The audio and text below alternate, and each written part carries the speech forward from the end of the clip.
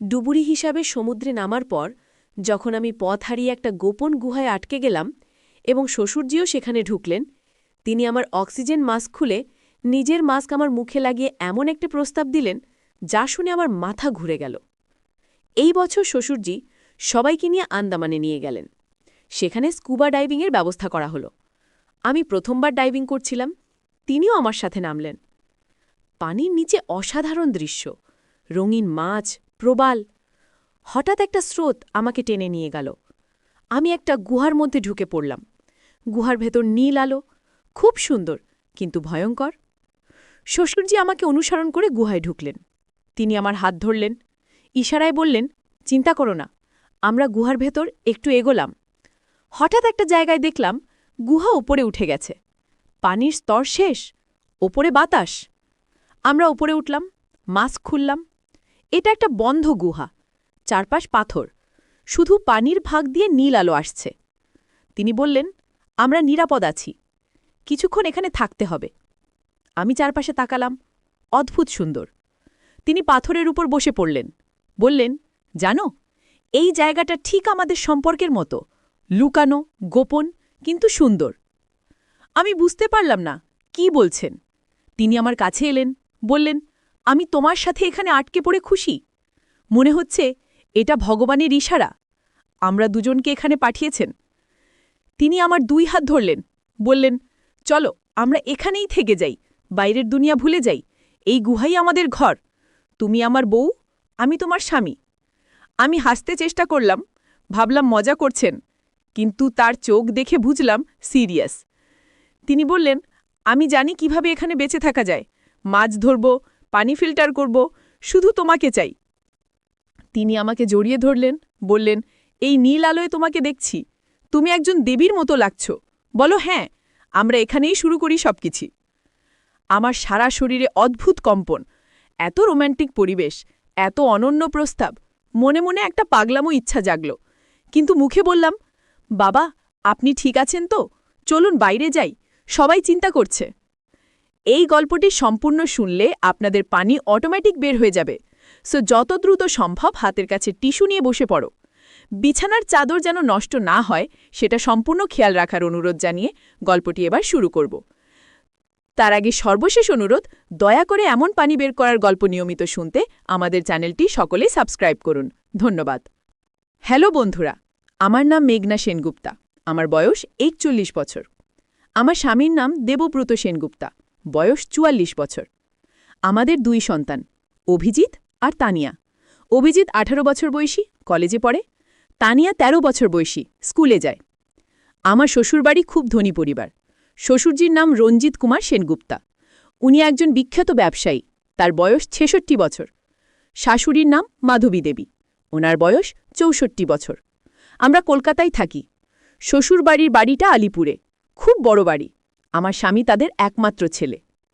প্রতি বছর শীতকালে আমাদের পরিবার কোথাও না কোথাও ঘুরতে যায়। এবারের গন্তব্য ছিল আন্দামান নিকোবর দ্বীপপুঞ্জ। শ্বশুরজি নিজেই সব প্ল্যান করেছিলেন। আমরা সবাই খুব উত্তেজিত ছিলাম, বিশেষ করে বাচ্চারা। অভিজিৎ তো আগের রাত থেকেই ব্যাগ গুছিয়ে রেখেছিল। তানিয়া তার সব বান্ধবীদের বলে বেড়াচ্ছিল যে সে আন্দামান যাচ্ছে। আমরা কলকাতা থেকে পোর্ট ব্লেয়ার পৌঁছালাম। বিমানবন্দর থেকে বেরিয়ে যখন সমুদ্রের বাতাস মুখে লাগল, মনে হলো সত্যি আমরা স্বর্গে এসে গেছি। এত সুন্দর জায়গা, সবুজ গাছপালা, নীল সমুদ্র, সাদা বালির সৈকত। আমরা হোটেলে চেক ইন করলাম। হোটেলটা সমুদ্রের পাশেই, বারান্দার থেকে সরাসরি সমুদ্র দেখা যায়। শ্বশুরজি বললেন, কাল থেকে আমরা স্কুবা ডাইভিং শুরু করব, তার আগে আজকে বিশ্রাম করো, সবাই ক্লান্ত। পরের দিন সকালে আমরা ডাইভিং সেন্টারে গেলাম। সেখানে প্রশিক্ষক আমাদের সব নিয়মকানুন শেখালেন, কিভাবে শ্বাস নিতে হয়, কিভাবে ইশারা করতে হয়, কোনো সমস্যা হলে কি করতে হবে, সব কিছু খুব ভালো করে বুঝিয়ে দিলেন। অভিজিৎ আর তানিয়া খুব মনোযোগ দিয়ে শুনছিল। আমি একটু ভয় পাচ্ছিলাম, আমি কখনো ডাইভিং করিনি।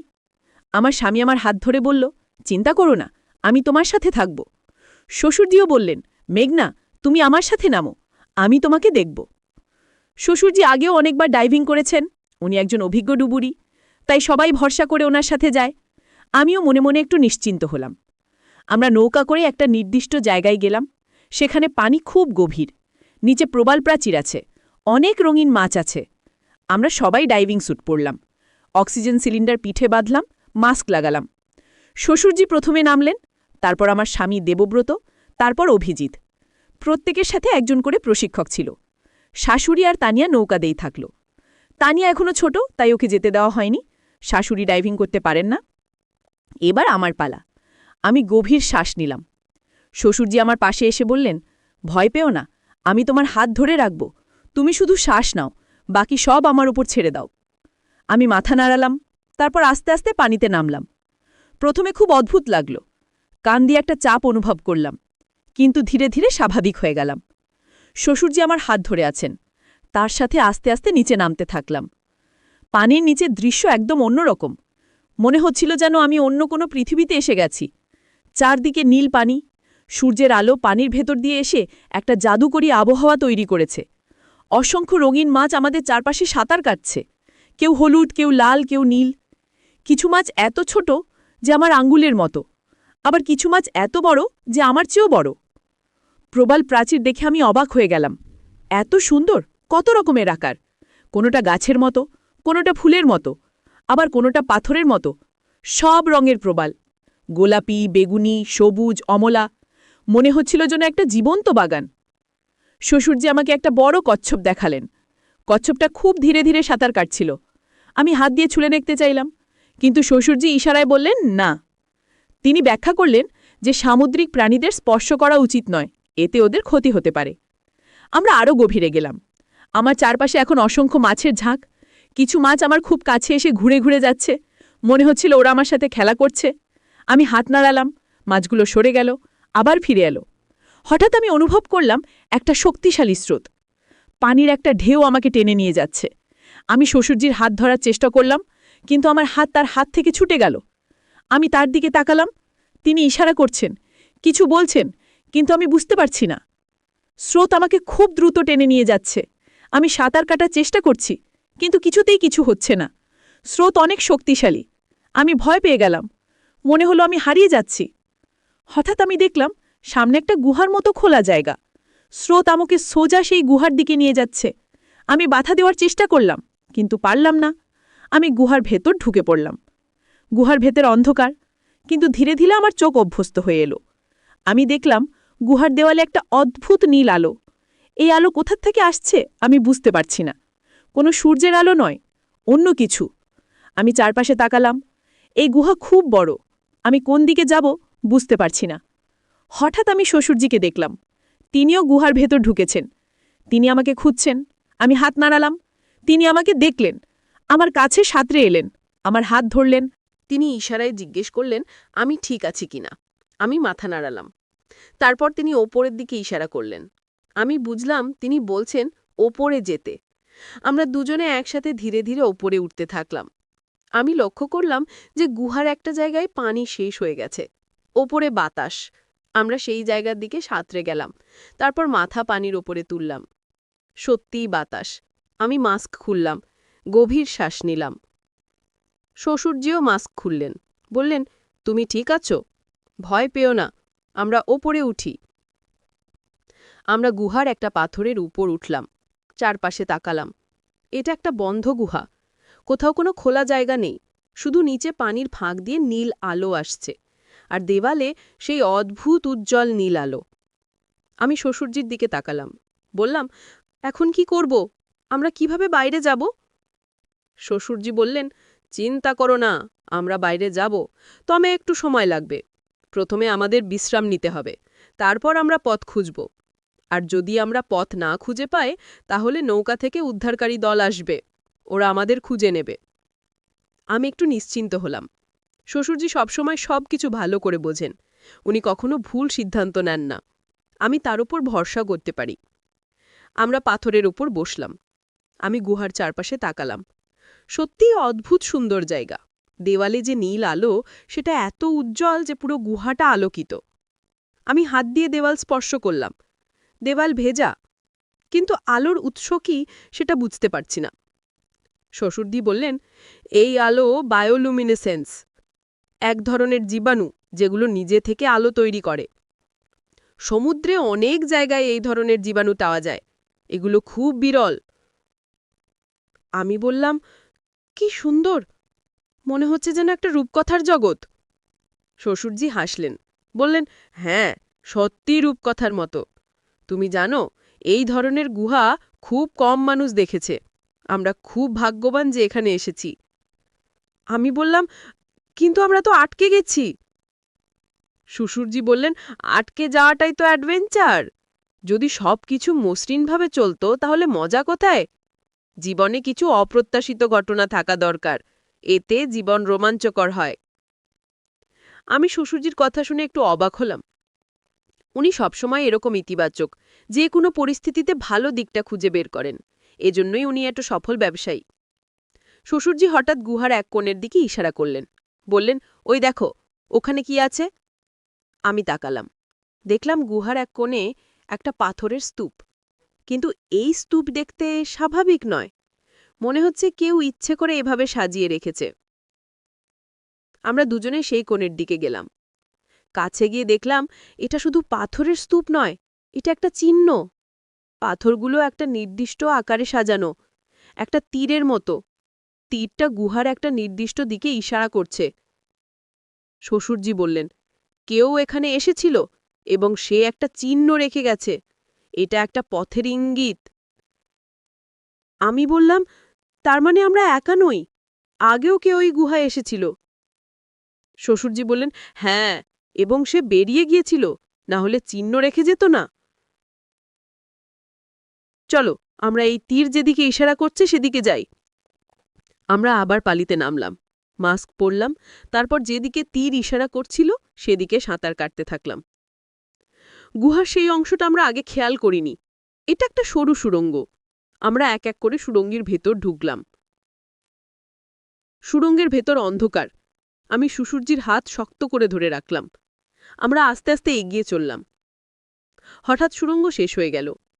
আমরা আর একটা বড় গুহায় এসে পড়লাম।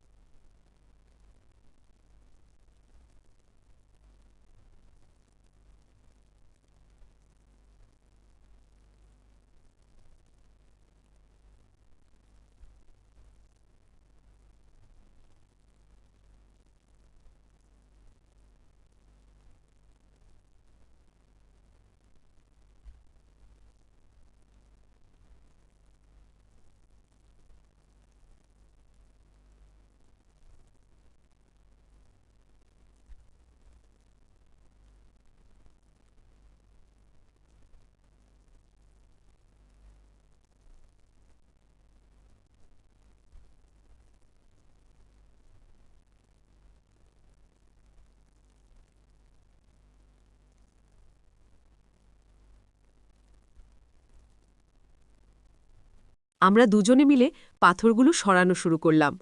পাথরগুলো খুব ভারী, কিন্তু আমরা একটা একটা করে সরাতে থাকলাম। অনেকক্ষণ পরিশ্রমের পর আমরা একটা ছোট ফাঁক তৈরি করলাম। সেই ফাঁক দিয়ে ভেতরে দেখার চেষ্টা করলাম, কিন্তু অন্ধকার, কিছু দেখা যাচ্ছে না। শ্বশুরজি বললেন, আমাদের একটা আলো দরকার। তিনি তার ডাইভিং সরঞ্জাম থেকে একটা ছোট টর্চ বের করলেন। বললেন, সবসময় জরুরি জিনিস সাথে রাখি। তিনি টর্চ জ্বালিয়ে ফাঁক দিয়ে ভেতরে ফেললেন। আলো পড়ল। আমরা দেখলাম ভেতরে একটা ছোট ঘর, আর সেই ঘরের মাঝখানে একটা পাথরের বেদি। বেদির ওপর একটা বড় পাথর। পাথরটা অদ্ভুত রঙের, কালো, কিন্তু তাতে নীল আর সবুজ রঙের ছোপ। শ্বশুরজি বললেন, ওই পাথরই, এটাই সেই পবিত্র পাথর। আমি খুব উত্তেজিত হলাম। বললাম, সত্যি? আমরা সত্যি খুঁজে পেয়েছি? আমরা আরও কিছু পাথর সরিয়ে ফাঁকটা বড় করলাম। তারপর ভেতরে ঢুকলাম। ঘরটা খুব ছোট, কিন্তু দেওয়ালে অনেক চিত্র আঁকা। সব চিত্রেই সেই পাথর। মানুষেরা পাথরের সামনে পূজা করছে, নাচছে, গান গাইছে। শ্বশুরজি বললেন, এই পাথর তাদের কাছে খুব পবিত্র ছিল। এরা বিশ্বাস করত এই পাথর তাদের রক্ষা করে, সমুদ্রের বিপদ থেকে বাঁচায়। আমি বললাম, কিন্তু বাবা, এটা তো শুধু একটা পাথর, এর মধ্যে বিশেষ কি? শ্বশুরজি হাসলেন, বললেন, মেঘনা, বিশেষত্ব বিশ্বাসে। যদি কেউ বিশ্বাস করে যে এই পাথরের শক্তি আছে, তাহলে তার কাছে এই পাথর শক্তিশালী। মানুষের বিশ্বাসই তার সবচেয়ে বড় শক্তি। আমি শ্বশুরজির কথা শুনে ভাবলাম, উনি সত্যিই খুব জ্ঞানী মানুষ। ওনার কথায় গভীর অর্থ থাকে। শ্বশুরজি পাথরটা স্পর্শ করলেন, বললেন, মেঘনা, তুমিও স্পর্শ করো। এটা একটা ইতিহাসের অংশ। 1000 বছর আগের মানুষেরাই পাথর স্পর্শ করেছিল, আজ তুমিও করছো। আমি আস্তে আস্তে হাত বাড়ালাম, পাথরটা স্পর্শ করলাম। পাথর ঠান্ডা, কিন্তু মসৃণ। মনে হচ্ছে বহুবার স্পর্শে ঘষে মসৃণ হয়ে গেছে। হঠাৎ আমি একটা অদ্ভুত অনুভূতি পেলাম। মনে হলো যেন একটা শিহরণ আমার শরীরে ছড়িয়ে গেল। আমি শ্বশুরজির দিকে তাকালাম। তিনিও আমার দিকে তাকিয়েছেন, তার চোখে একটা অদ্ভুত দৃষ্টি। তিনি বললেন, মেঘনা, তুমি কি অনুভব করছো? আমি বললাম, আমি জানি না, একটা অদ্ভুত ভাব। মনে হচ্ছে এই পাথর সত্যিই কিছু বলছে। শ্বশুরজি বললেন, হ্যাঁ, আমিও অনুভব করছি। এই পাথরের সত্যিই কিছু আছে। হয়তো শক্তি, হয়তো শুধু আমাদের কল্পনা, কিন্তু যাই হোক, এটা একটা বিশেষ অভিজ্ঞতা। তিনি আমার হাত ধরলেন, বললেন, মেঘনা, আমার প্রস্তাব হলো আমরা এই পাথরের সামনে একটা শপথ নিই, একটা পারিবারিক শপথ, যে আমরা সবসময় একে অপরকে সাহায্য করব, পরিবারকে সবার আগে রাখব। এই আবিষ্কারের গল্প আমরা পরিবারের সবাইকে বলবো, এবং এই গুহা আমাদের পারিবারিক গোপন থাকবে। আমি বললাম, কিন্তু বাবা, এটা তো একটা ঐতিহাসিক আবিষ্কার। আমাদের এটা কর্তৃপক্ষকে জানানো উচিত। শ্বশুরজি বললেন, হ্যাঁ, ঠিক বলছো, আমরা অবশ্যই জানাবো। কিন্তু তার আগে আমরা এই বিশেষ মুহূর্তটা উপভোগ করি, শুধু আমরা দুজন। তারপর আমরা সবাইকে নিয়ে আসব, পুরো পরিবার একসাথেই গুহা দেখবে। আমি বুঝতে পারলাম শ্বশুরজি কি বলতে চাইছেন। উনি চান এই মুহূর্তটা আমাদের দুজনের মধ্যে বিশেষ থাকুক, একটা পারিবারিক বন্ধন তৈরি হোক। আমি বললাম, ঠিক আছে বাবা, আমরা শপথ নিই। আমরা দুজনে পাথরের সামনে দাঁড়ালাম। শ্বশুরজি বললেন, মেঘনা, তুমি বলো। আমি বললাম, আমি শপথ করছি যে আমি সবসময়ই পরিবারকে সবার আগে রাখব। পরিবারের যে কোনো সদস্য বিপদে পড়লে আমি সাহায্য করব। এই আবিষ্কার আমাদের পারিবারিক ঐতিহ্যের অংশ হবে। শ্বশুরজিও একই শপথ নিলেন। তারপর আমরা দুজনে হাত মিলিয়ে পাথর স্পর্শ করলাম। হঠাৎ আমরা একটা শব্দ শুনলাম, দূর থেকে একটা শীষ বাজার শব্দ। আমরা দুজনেই চমকে গেলাম। শ্বশুরজি বললেন, এটা উদ্ধারকারী দলের সংকেত, ওরা আমাদের খুঁজছে। আমরা দ্রুত সেই ছোট ঘর থেকে বের হলাম। শীষের শব্দ আরও কাছে আসছে। আমরা বুঝলাম উদ্ধারকারী দল গুহায় ঢুকছে।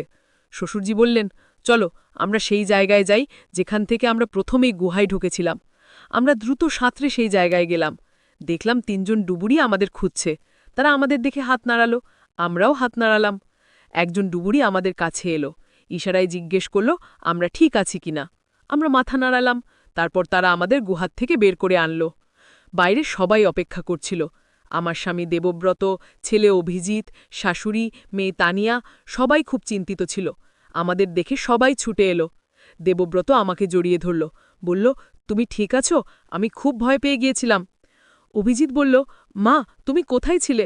আমরা সবাই তোমাকে খুঁজছিলাম। তানিয়া কাঁদছিল, বলল, মা, আমি ভয় পেয়েছিলাম। আমি তানিয়াকে জড়িয়ে ধরলাম, বললাম, আমি ঠিক আছি, চিন্তা করো না। শাশুড়ি শ্বশুরজিকে জিজ্ঞেস করলেন, আপনি ঠিক আছেন তো?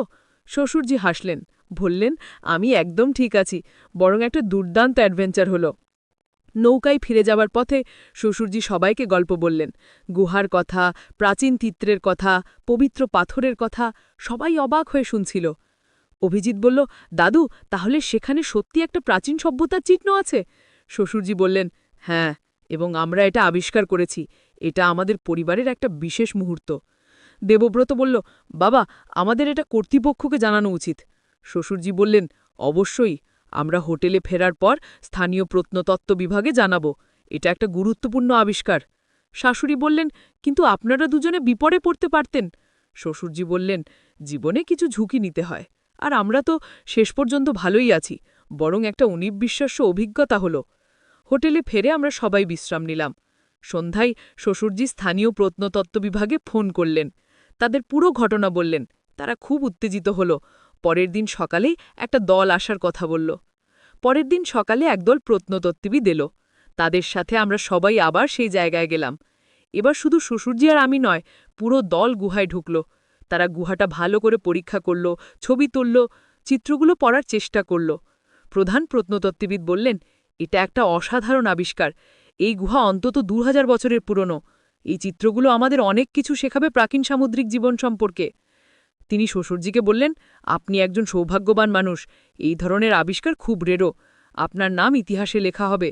শ্বশুরজি হাসলেন, বললেন, ধন্যবাদ, কিন্তু এটা শুধু আমার আবিষ্কার নয়, আমার পুত্রবধূ মেঘনাও আমার সাথে ছিল, তারও নাম থাকবে। প্রত্নতত্ত্ববিদ আমার দিকে তাকিয়ে হাসলেন, বললেন, অবশ্যই, আপনারা দুজনেই আবিষ্কারক। আমি খুব খুশি হলাম। এটা সত্যি একটা অবিশ্বাস্য অভিজ্ঞতা। আমি কখনো ভাবিনি যে আমি একটা প্রাচীন সভ্যতা আবিষ্কার করব। পরের কয়েকদিন আমরা প্রত্নতত্ত্ববিদদের সাথে কাজ করলাম। তারা গুহার সবকিছু নথি করল।